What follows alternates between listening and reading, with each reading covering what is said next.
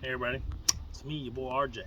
Show you how today replace a pull cord on a Kawasaki FH4 541D 15 horsepower. It also works on like the 340 or 380V.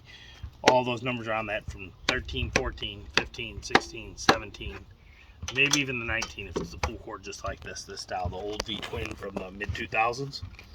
And it's the same way to most pull cords on regular machines after. So what you're gonna need is good old Nelly there, number 10 millimeter. And yeah, we're gonna take these off and then we'll be back with you. All right, everybody, so first you're gonna do, pull this all the way out, okay? And then you're gonna get this guy here, just enough slack that you can get him out, okay? Then you gotta hold it this whole time you're doing this. Your nose plier, that's what you need. This is the hardest part. Grab me them if you're not channel saving locks. That one. What? You can just cut it off. That's true. Let's just say we're gonna cut it off. But usually you want to pull it out, okay guys? You want to keep it taut. Okay? Okay, you know how to do that? Don't lose this here. So you gotta hold this. Here, assistance. Never mind. Okay, grabbing that box down there. Replacing it with the Briggs & Stratton one. It is a little less thick than that guy, but it's barely, and it might even be the wear and tear, but I think it's a little less diameter. So some people don't like to do that, but here's the deal. When you do that, what you get is the awesomeness of it pulls easier. The engine, it doesn't fight you as much when you're pulling.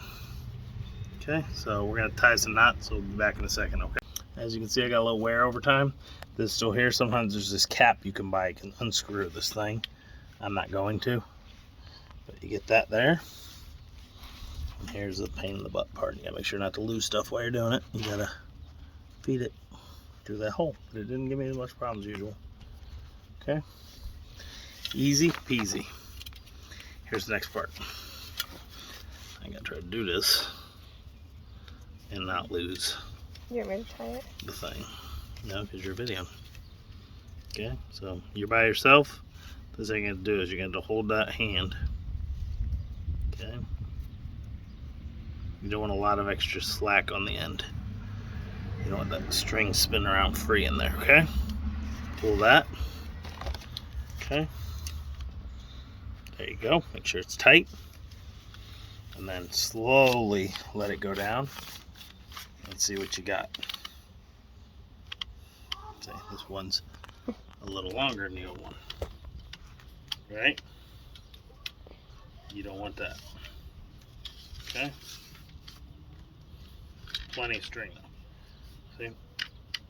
You could probably want one more time, but look. Okay? See that? You got some extra slack. Oiling it's gonna be pretty good. I'm gonna grab some oil in here real quick. Okay.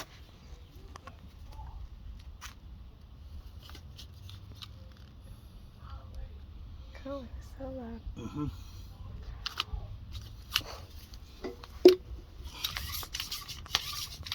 Is it on? Mm-hmm. Okay. Put some oil in there. I'm gonna run it a few times. If you want, you can pull this off and put more in.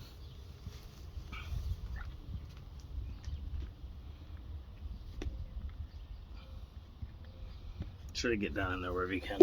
It'll be difficult. There you go. See it? Pulled a lot better now. Mm-hmm. See? We have some extra slack. We don't need all that. So what I'm going to do is take the handle, which is Okay, with the new one. the new one. You want to use this or the old one? Feel that?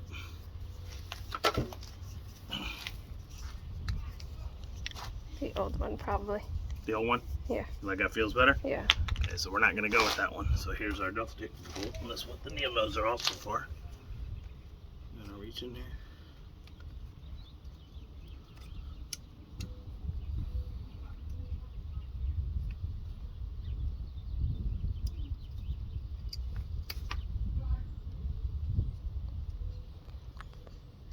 There you go. Keep this around in case it breaks sometime when you're out. But let's show you the difference. It's thicker, But if you know these, they get thicker as they wear, so it's not double like it looks. Okay. The more you use it, the thicker it gets. Y'all know how that is. Mm-hmm. Don't we wish that was the truth? Did this fall out of it? What? There's a bolt right there. That's the bolt for this. Okay. I don't know, did I leave it over there? I thought they're all right there. Okay. See them on my feet? Yep. I just kicked them. Got me getting confused. All right, everybody? I'm gonna need a screwdriver real quick. Okay. What? Hmm? Okay. Yeah. Flathead usually works best because you can get down in there and kind of press it up against the sidewall while you're doing it.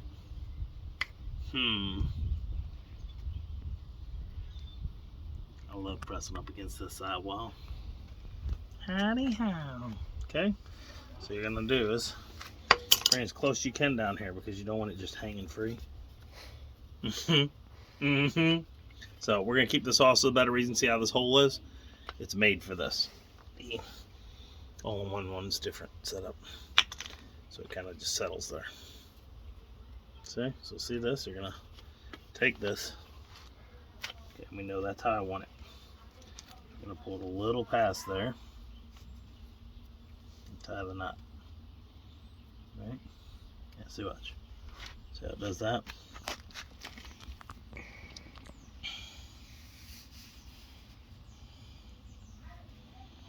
So I'm going to cut it. We don't have outlet now. Alright, you know that's where you want it, because that's where it stops, okay? Okay, cut that. And then we're going to... Right, that how close you want to... It's almost as close as I want it. You'll see. Okay? If you can, burn this. If not, it's fine. Take this and put it down in there a little. And that's going to make your difference of your pull cord where it is where you want. It's okay if you don't go all the way back in. It will make it fit just right. Okay? Now watch. See it? Not huge though, like it's not. See the things are all the way in? You gotta make sure these go back in. If you don't, Which things? the pop, see that? Yep. So what happens if you stop there, it'll be like and make noises. Okay? Now we have a new pull cord. So as y'all can see, it started up just fine before, but we're gonna go hit this up, put it on. It's gonna sound like so amazing when it starts up. It's gonna be like, I love you, Poppy. Okay.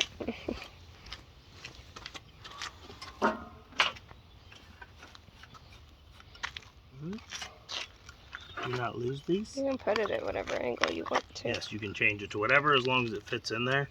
We just use this because on the trailer, the way we park it's best. It actually used to face over here originally. This used to face right here. But on the trailer, the way we park it, this is easier for us.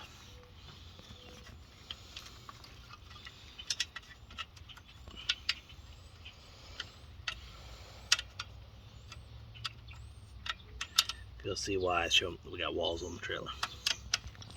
So if you park up against that trailer wall, you can't do it. Now this one would be okay, but then we have trouble starting it in the morning up against the wall in the garage. Yeah. Alright. Get this guy.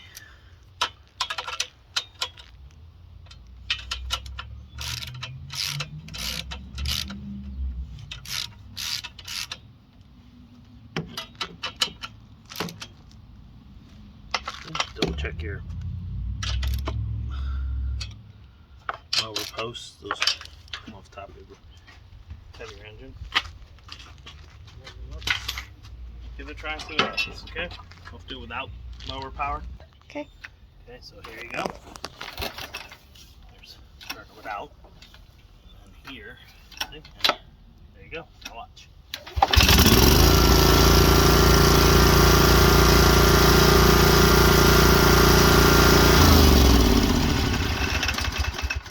There you go. I'll try to find a link for this pull cord. We bought it on Amazon. Did we? Mm-hmm. Okay. You can use whatever. You can find the Kawasaki one if you want. It's gonna cost more. Or you can buy just a spool of it. You can buy a spool of the stuff if you want, but if not, here's the part. 5042 Briggs Stratton part. Rope. It's most engines, okay? All kinds of things. And it's got 691-915-280-399S, which is the Briggs Stratton part number. They use that a lot. That's it. Alright. I'll put a link below. I'll put a socket, 10mm, help you out. Whatever. Help me, help you, help me. Buy that. Commission's earned. 10 cents, 20 cents, 30 cents, whatever. I get it. Please like, subscribe. Everybody helps during these times. I got a playlist of all mower repairs. I got a few other mowers, stuff that might help you. And as always, I'm RJ. See you today, each and every day. Bye-bye.